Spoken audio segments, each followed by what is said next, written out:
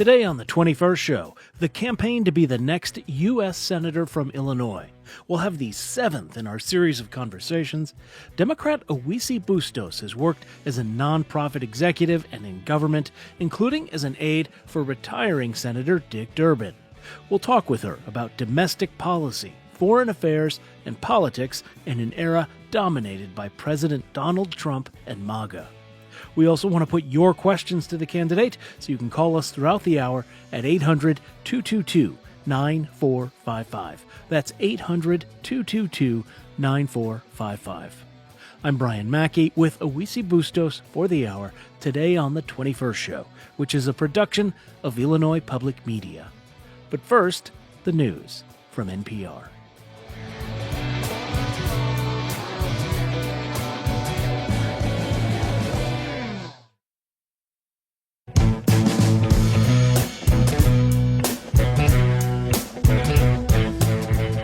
From Illinois Public Media, this is the 21st show. I'm Brian Mackey. Today we're continuing our series of candidate interviews in the run-up to the March Democratic and Republican primaries for U.S. Senate in Illinois. This is our seventh conversation. You can listen to previous ones at 21stshow.org. Awisi Quartey Bustos is running on the Democratic side.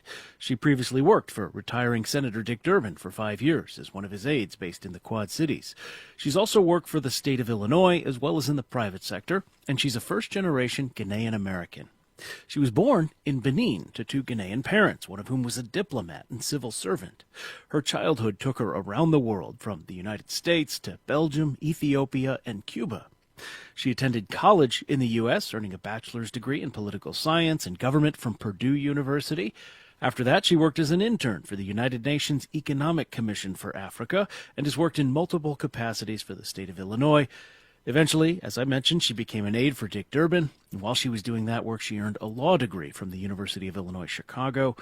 More recently, she served as senior policy advisor for the Illinois Department of Human Services, and before running for Senate, she moved into the world of nonprofits as executive director of the state's Alliance of Boys and Girls Clubs. Awisi Bustos joins us live from our Urbana studios. Awisi, welcome to the 21st show. Brian, thank you so much for having me. Listeners, as always, we have a lot to get to. We're going to talk about Bustos' background, foreign affairs, domestic policy, some bigger themes in American government and politics as well. We also want your questions for Bustos. You can join the conversation throughout the hour. 800-222-9455 is the number. 800-222-9455.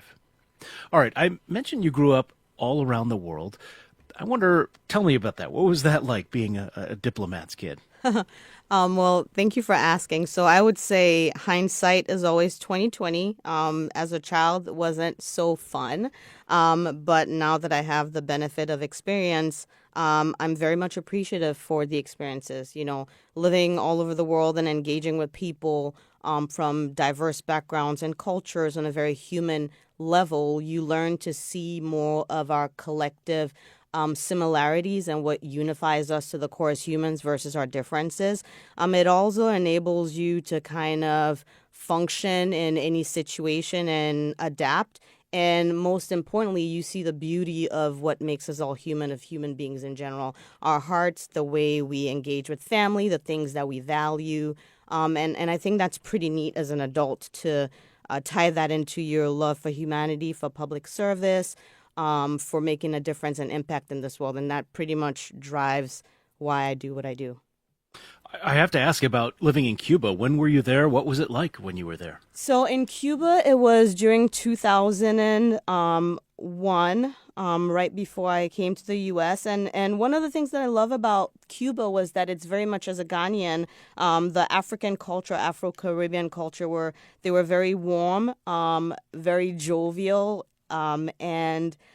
and yeah, just amazing and beautiful people. So it was Cuba is the closest to home I've been, and aside from being in the U.S., and it was one of those experiences that kind of solidified how interconnected we all are, if anything.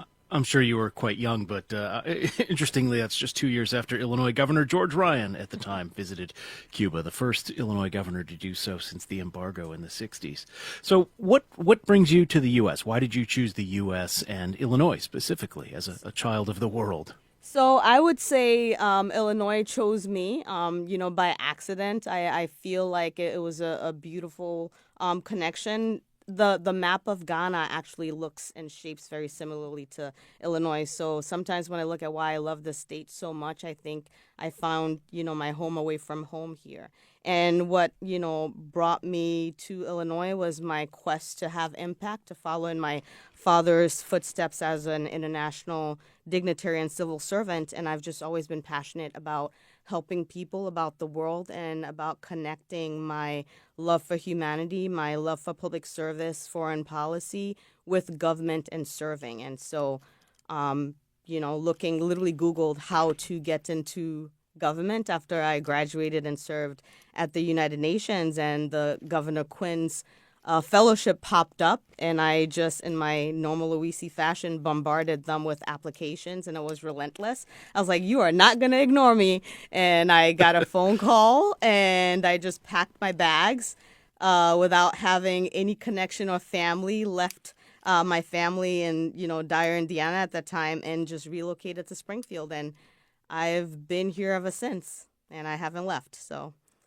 We're at a time where immigration and citizenship is so contested in America today. What can you talk about the decision and the process of citizenship for you in America? so for me, I think if you think about citizenship and what ties us to land and to country and to humanity, it's a very personal story, right? But like one of the things that's very beautiful about the United States is that we all come from somewhere.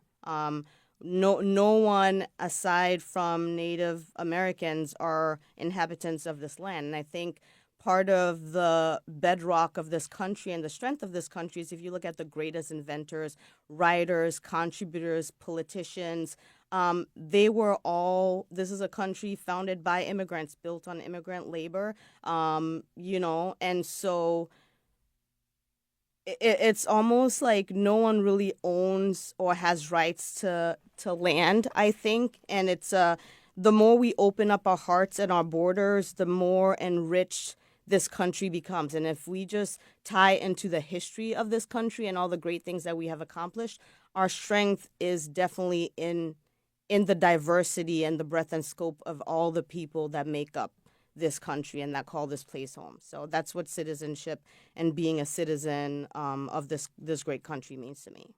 What has it been like for you to hear the way Stephen Miller, a top presidential aide, talks about people who are immigrants? The way President Trump himself talks about, I don't know if he's ever singled out Ghana, but certainly other countries in Africa. He's had some choice language to describe them. Listeners can remember what that is. We can't say it on the radio, but I wonder how you hear that. So that's an interesting question, and thank you for asking that. As a child of a diplomat, programmed to function the way I function in the world, you look at the beauty and the humanity and the dignity in people, right? I am the product of so much internationally by virtue of lived experience and by career and path, and also by virtue of what's inside of me, right? And so watching a level of disparity or disparaging other people, other cultures, other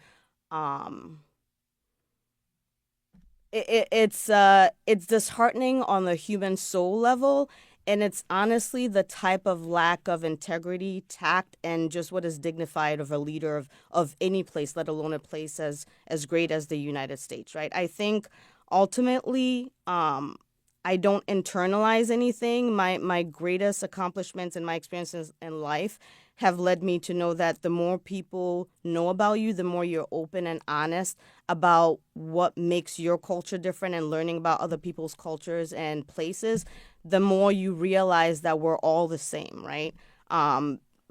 Crazy analogy or crazy thought here. If we were to be invaded by aliens tomorrow, all of human beings would literally get together and fight the aliens, right? It wouldn't matter whether you're Mexican, Ghanaian, Jewish, white, black, yellow, green, blue. It really doesn't matter. We're all human. And I think I'd like to think that that is what we all need to keep front and center, is that we all have one life to live on this earth. Everyone wants to just make the best of their existence, and they have a God-given, dignified, universal human right to that and to not have anything interfere with that. So that's where I anchor in, and I anchor in the promise of this country and the history, and that is the blueprint for what the future will look like and should look like. I like that analogy of the alien invasion, though I got to say, the green and blue people, you may want to watch out for them. So they could be on the other side. All right, we are talking with Awisi Bustos, who is running in the Democratic primary for United States Senate in Illinois. 800-222-9455 to join us today. So the big question, why do you want to be a United States Senator? Well, honestly, when I look at the breadth and scope of all of my experiences, the question is why not, right? I mean, I've heard, a lot of positives, and I guess whatever the naysayers might be, but I don't anchor, and I think public service is not something that you are entitled to. It's a privilege. Serving people is a privilege. It's not easy to get up, especially in this political climate where politics and government, and being a politician, I like to look at myself as a public servant, not a politician.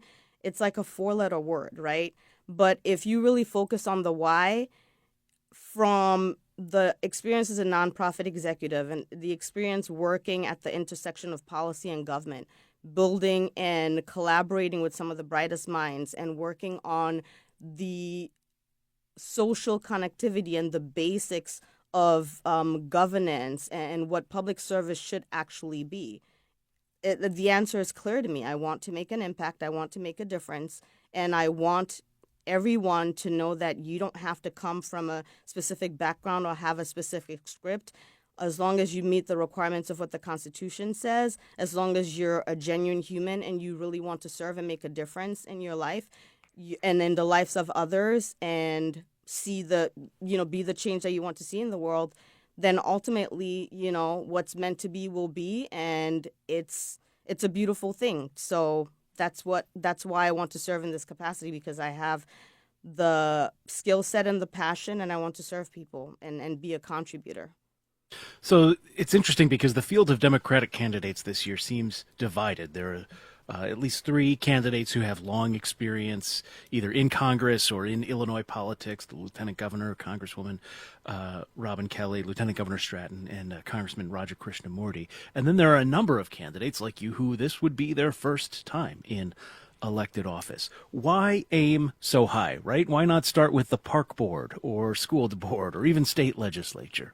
I'm glad you asked that question. And so if you look at my career, and I know you have, so thank you for, the background that you shared about me. It's the United States Senate seat is a very unique seat in terms of it's a policy seat. It's a diplomacy seat. It's a seat that you are the intersector and connector of not only the state of Illinois representing your state, but you're also connecting other states. You're also dealing with foreign policy and effectuating foreign policy. There's also a legal aspect and element to that. So asking me that question would be equivalent to asking me why am I not a surgeon or a carpenter. It's not a question of something is above or beneath me or high or low. It's a question of what your passions are, what your specific unique skill sets are, and how you feel you can serve your country and your state. And this is where I have been passionate about, and my trajectory in my career has been very specific since I set foot in Springfield, Illinois. And this is the next step in my projection in order to be able to use all the collective experience that I have in order to serve the people of Illinois in a unique way that I think, especially in this climate, you need senators who have an understanding of foreign policy as well as the intricacies of downstate Illinois and Chicago, and what makes this country unique. So that's what I bring to the table, a different kind of experience, but nevertheless just as experienced and just as qualified. Well, that's an interesting analogy, though, because I think, people would look at medicine and say, well, you have to get a degree in, probably biology and then go to medical school and then do your residency and, maybe a fellowship before you're, a truly qualified surgeon. You say, though, talk about your experience as it relates to why you think you're qualified for Senate then. And so, I've served the state of Illinois in policy and government for almost 2 decades. Served as a director of policy and training for Illinois Guardianship and Advocacy Commission, where I dealt with issues on advocacy and mental health and guardianship issues statewide for adults with disabilities. Served as a staffer, Northwest Illinois coordinator for Senator Durbin, working directly in his office, engaging with constituents on varied issues. Served Governor Quinn in his administration. Served as a CEO, executive director for the Alliance of Boys and Girls Clubs statewide. Um, I think for me, the experience speaks for itself, and there's so many ways to serve people, and you don't have to be in an actual sitting political office to actually know what policy is, know what the laws are, know how it intersects and affects constituents, and if anything, the staffers and who do the work, who do the research, who do the policy, who engage with the constituents are, if at the very least, the most qualified to serve because they actually have a pulse and an ear to the ground or what are the issues that are core and near and dear to people. All right, let me remind listeners, this is the 21st show. We are speaking with Awisi Bustos, one of the people running in the Democratic primary for United States Senate this year here in Illinois. The election is coming up in mid-March. March 17th is Election Day, but of course early voting is going to be opening this month. At different times in different parts of Illinois. Check your local listings, as they say. If you want to join us today, the number is 800-222-9455. When we get back from a short break, we're going to start delving into policy, both foreign and domestic. Again, 800-222-9455 if you want to join us today. More with Awisi Bustos after a short break. This is the 21st show. Stay with us.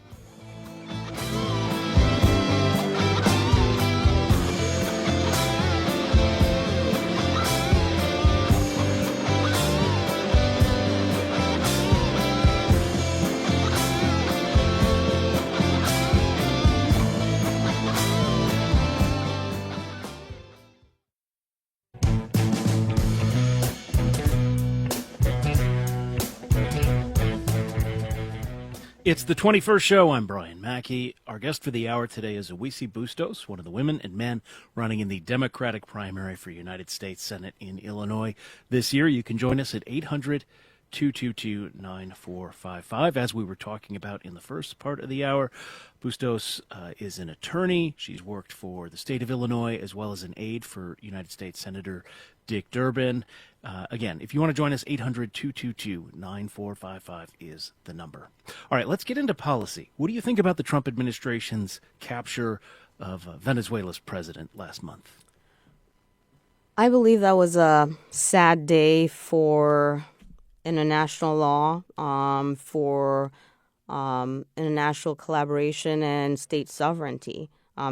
People can argue one way or the other based on which way you fall on the issue, but ultimately the litmus test is if the same thing were reversed, if roles were reversed and another country did the same thing to the United States for the same reasons, and people could argue that Trump, being the president is a very polarizing figure internationally. How would that cut, right? We've come along, and when we look at that, you think international law, diplomacy, foreign policy, the UN conventions, and all the things that hold the line only work if all parties are following by the rules, right? And that is the fine thread and line that we all have to walk. If no one follows the rules, then we live in anarchy, both domestically and internationally. And so you want to be respected. You want people to see you as a superpower and a leader in the space. Well, there's legitimate, leadership. There's legitimate power. And when you do things and operate in illegitimate ways that are condemned by various trusted voices and leaders in a certain space, you are kind of undermining and diminishing that. So that's what I feel about that act. I think it's a very, very dangerous precedent to set. And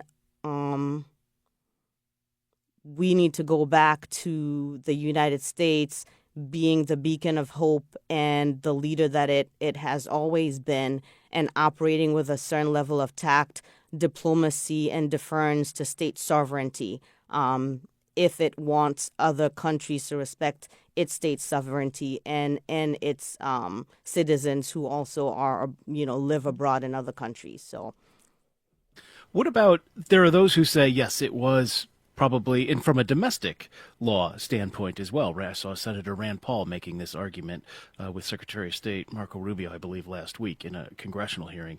But there are those who say, well, Maduro was a pretty bad guy. He was himself an illegitimate president who seemed to have stolen the last election, and so good riddance. What do you think about that? well, I think that's not good enough, right? Whatever the case may be, he was recognized as a head of state by the United Nations and other bodies.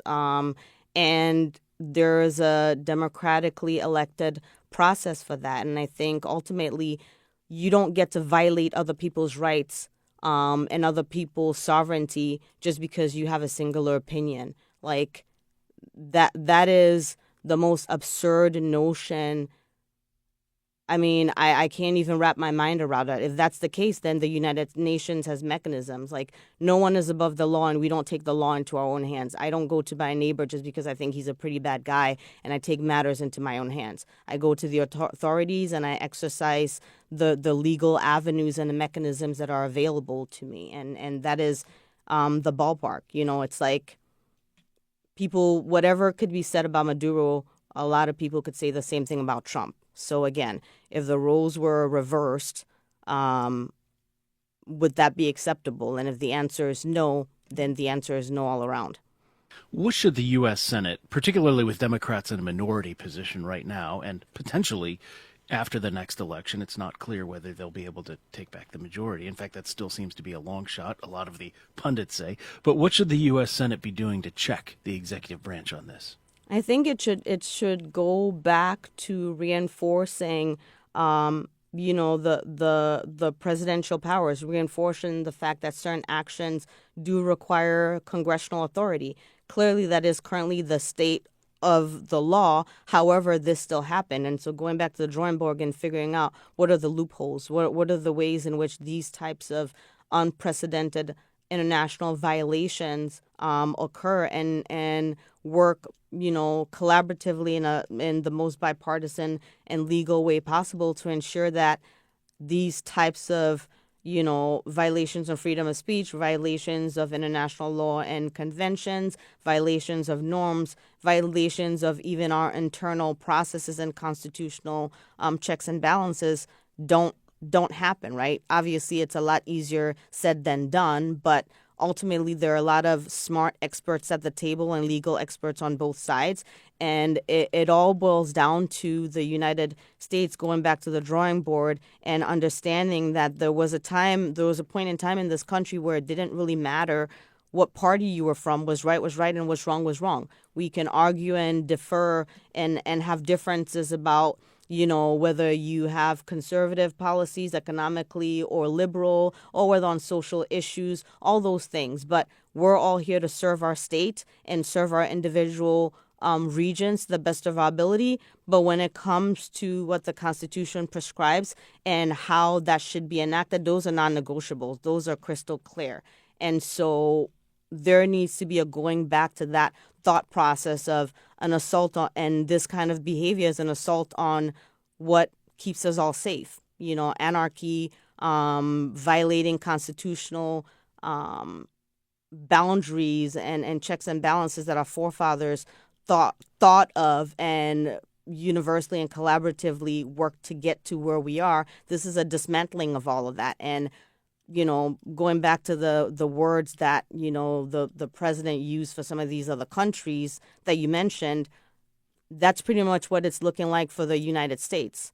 We're going to be we are close to being and on track to being one of the countries he talks about if we don't reverse course and start operating within the fundamental values on which this country was built. Another area of foreign affairs that is of great interest to Senator Durbin, again, for whom you were an aide in the past, and the other Illinois U.S. Senator, Tammy Duckworth, is Ukraine. Do you think the United States has an interest in a free Ukraine? Absolutely. I believe every nation has a right to be autonomous and to be sovereign. This is not the 1920s. This is not the era of colonization and all the mistakes of the past. We operate in modern times with a lot of advancements and knowledge politically, and countries and borders have been set, and we have avenues for negotiating and collaborating with respect and dignity for the autonomy and sovereignty of individual nations. And I think in order to secure all of our borders, we need to apply that same logic externally to others. That is just, I mean, it's the golden rule, and that's there's a reason for that, and that applies to life in our interpersonal connections and interpersonal relations, and it also applies to foreign policy and how we relate to other countries and other regions of the world. It's been more than 2 years since Israel, or I should say, Israel was attacked by Hamas back in October of 2023. There have been tens of thousands of Palestinians who were killed during that time. It was just within the last week that the last Israeli hostage's body was returned. There's been a lot of conversation about how to think about what's happening there. Do you think that Israel's response constitutes a genocide? Absolutely. And we can go by, again, what the definition set by the United Nations. I mean, there's legal precedents and cases, South Africa and the lawsuit. So, and these definitions in theory and legally are there, but also morally and just by human norms and spirits. I mean, you know what carnage looks like. You know what disparaging and lacking proportionality and fairness and equity looks like, right? So, there are different thoughts about the issues based on what alliance is, but ultimately going back to the Holocaust and looking at those definitions and looking at what rose to the level of those protections that were set and implemented internationally and interventions for Jewish people, you apply the same rule and the same stick to this particular situation. And that's that. What are the implications of that then for U.S. policy as it relates to Israel? I think ultimately there is diplomacy and respect for autonomy for all people, and that autonomy and dignity to have a sovereign state should not come at the expense of one state over the other, right? I think for me, just breaking it down on a very basic level, if I have a friend that is misbehaving or not acting morally by known, widely accepted measures of what comports good behavior and interactions, I'm not following just because we're friends, right? You owe it to that person to stand on the side of the truth and honesty and legitimacy and just try to work ways to collaborate, but also standing on the side of justice. And so whatever that means for the U.S., it means ensuring that the measures that were applied, in the Holocaust and the same heart and spirit for people and for life, and that led to those types of interventions should be applied for the Palestinian people. Or if the United States was in that position, again, going back to it, what would you want done for you if we were Palestinians? I mean, should America recognize a Palestinian state? Yes.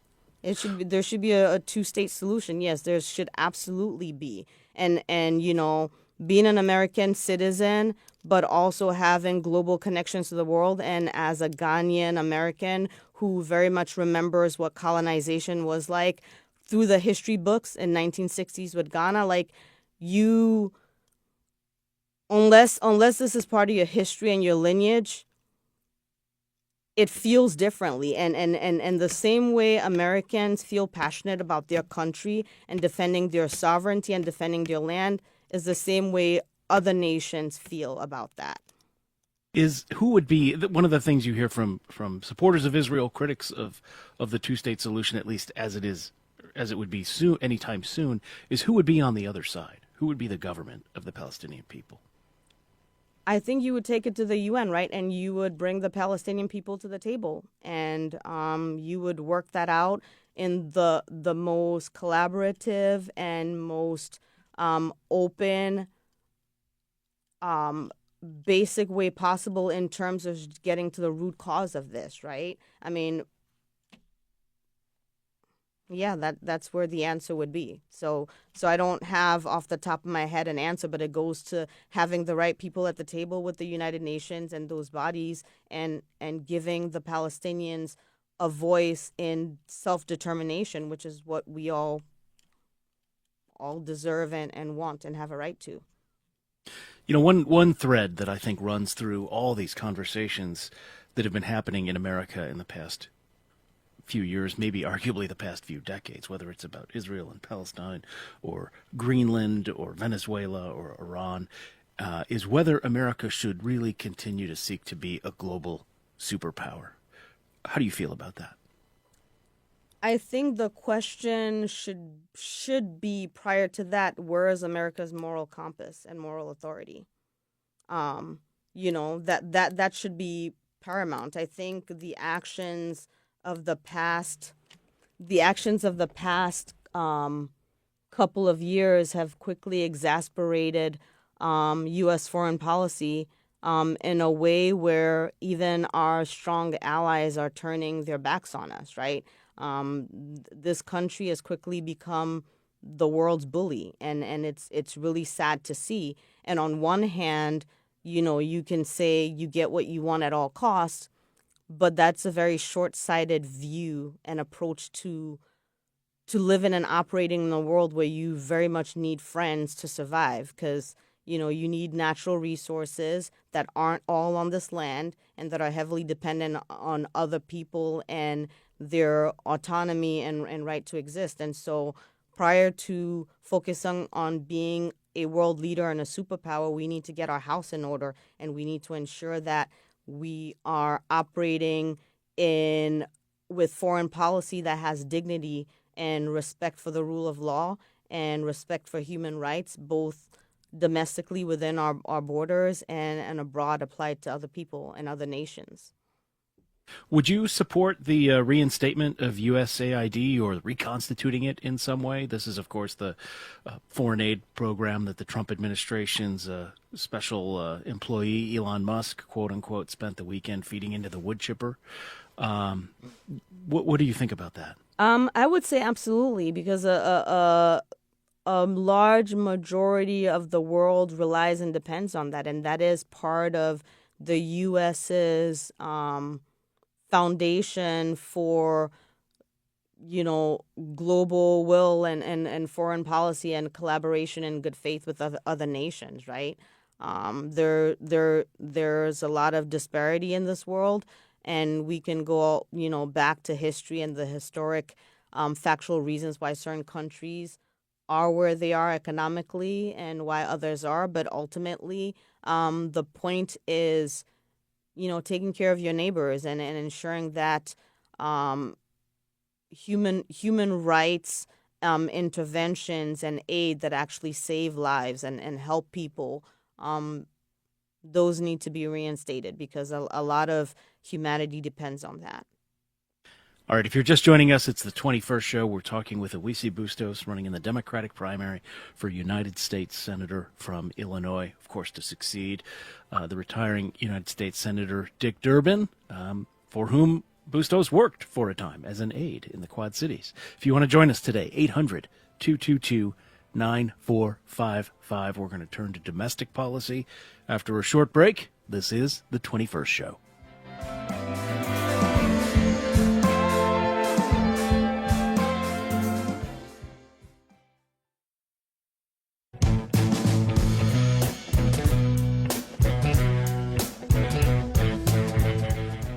It's the 21st show. I'm Brian Mackey. We are talking today with Awisi Bustos, who is among the Democrats running to succeed Illinois U.S. Senator Dick Durbin in the primary, which is coming up, of course, in March, although early voting begins this month at different times in different parts of Illinois. Check your local listings. You can join us today at 800-222-9455.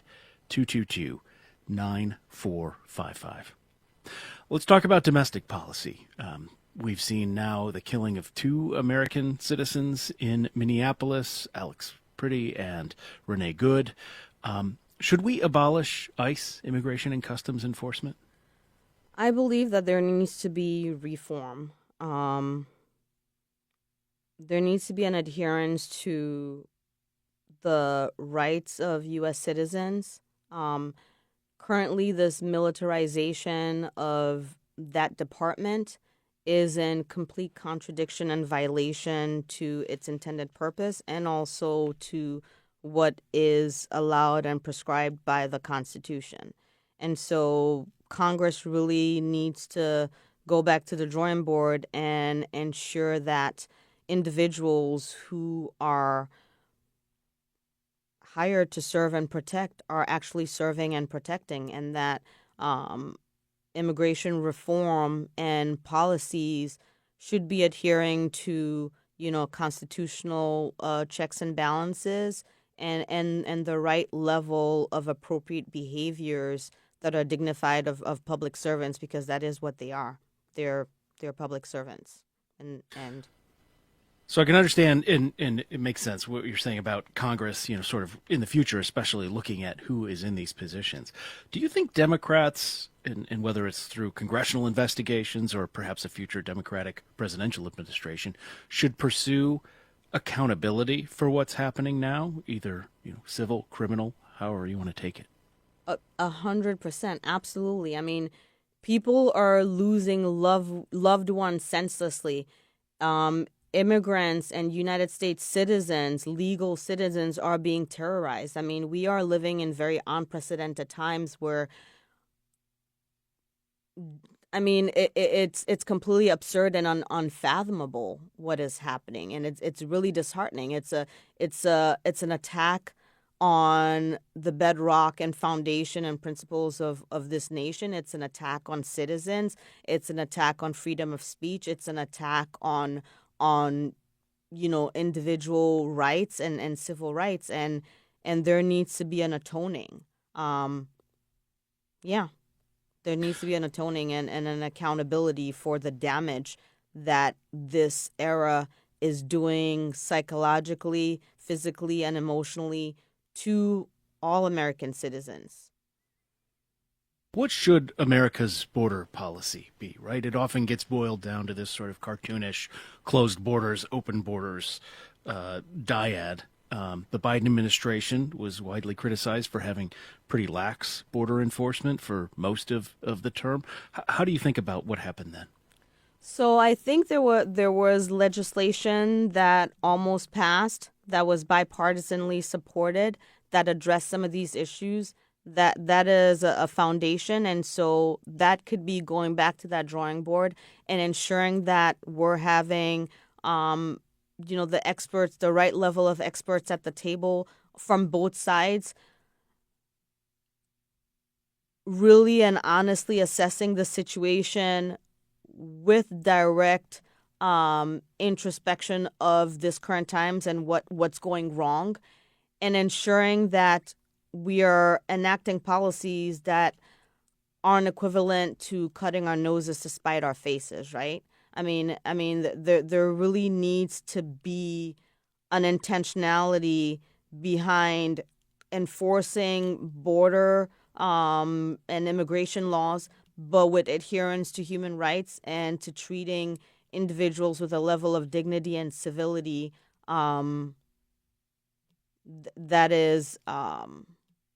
that is reflective of the fundamental values and principles of this nation and its foundation.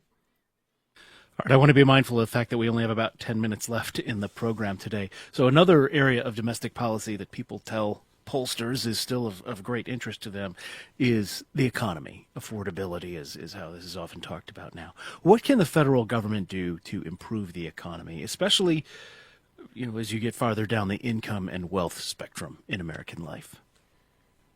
I would say understanding how the tariffs and the U.S.'s foreign policy is actually affecting affordability and driving prices, ensuring that there is a balance in taxation where the wealthiest billionaires are paying their fair share, ensuring that all of the social services and safety net infrastructures that enable the most needy of society to survive, that we are actually approaching things with an eye for human dignity and human rights.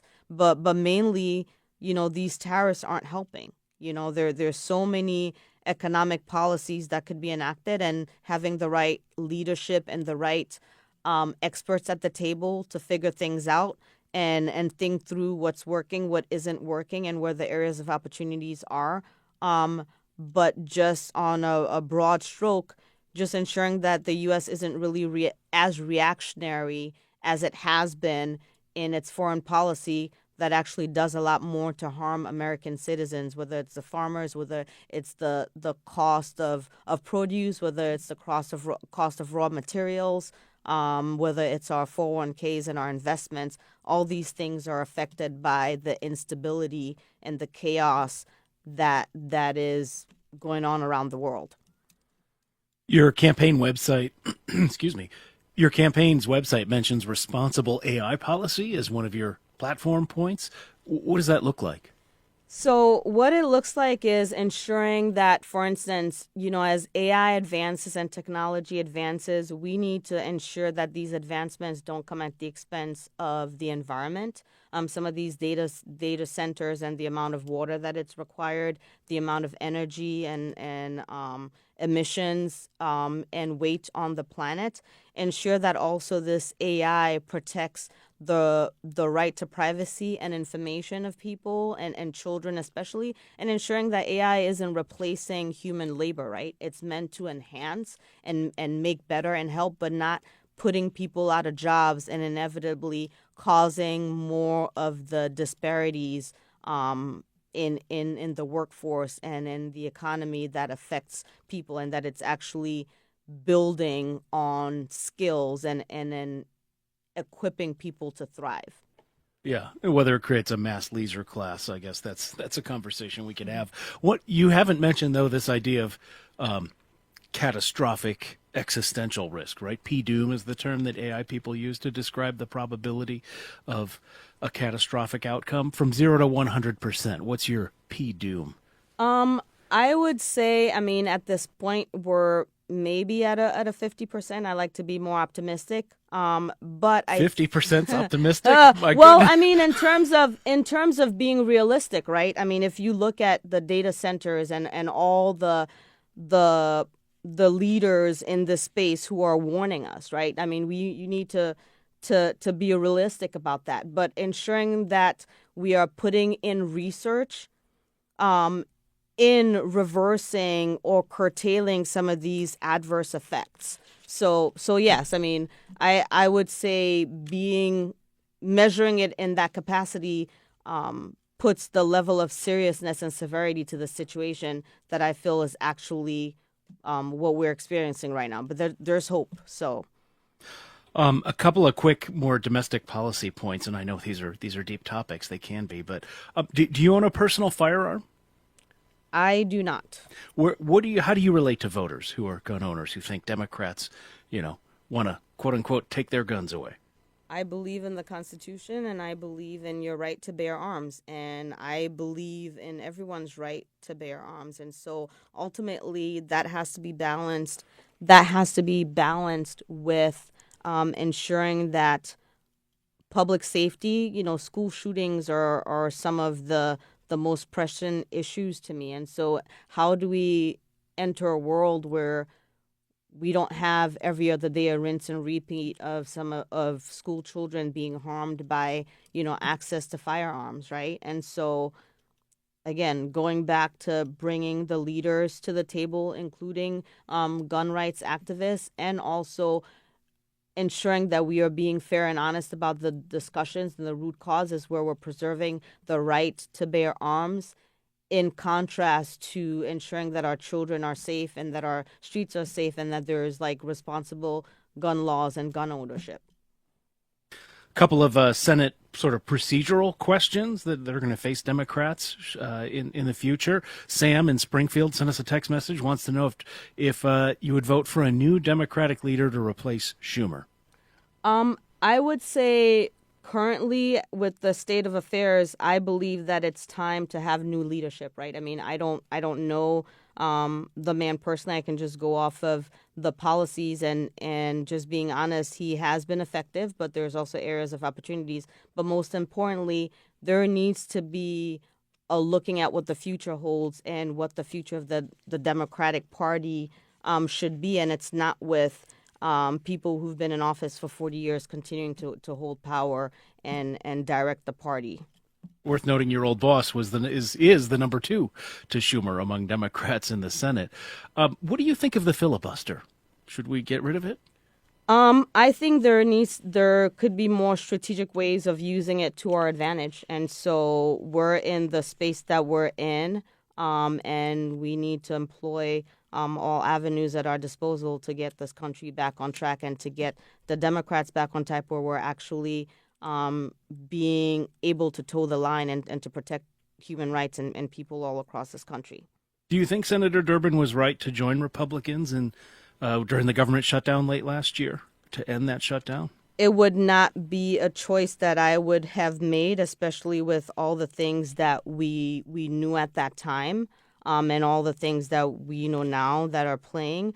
But ultimately, it's easy to say what you would and would not do when you're not at the table, right? And so I respect him as a leader, and I believe that he did what he felt was the best decision at that time, and I respectfully disagree with that path. And I think ultimately your role as a senator is to listen to what your constituents want, and there was and still is an overwhelming amount of Illinois Democrats who didn't agree with that decision. This will probably have to be our last question, but there's a debate going on now among Democrats about what you should do should you regain power, right? Investigate and impeach Trump, tear down the East Wing ballroom, or let that go and focus on the price of ground beef. Where are you on that? I would say definitely focus on the price of ground beef. I would say we learned from the first impeachment, and we are where we are, and so that would be a waste of efforts. But definitely working to collaborate, nationally and set checks and balances where we can do what we can to mitigate whatever is left of this term, and then work to regain back control so we can start reversing course immediately. Awisi Bustos is among the Democrats running for United States Senate in the Democratic primary. You'll have the opportunity to vote for her or one of her opponents in March. Awisi Bustos, thank you so much for joining us today on the 21st Show. Thank you so much for having me.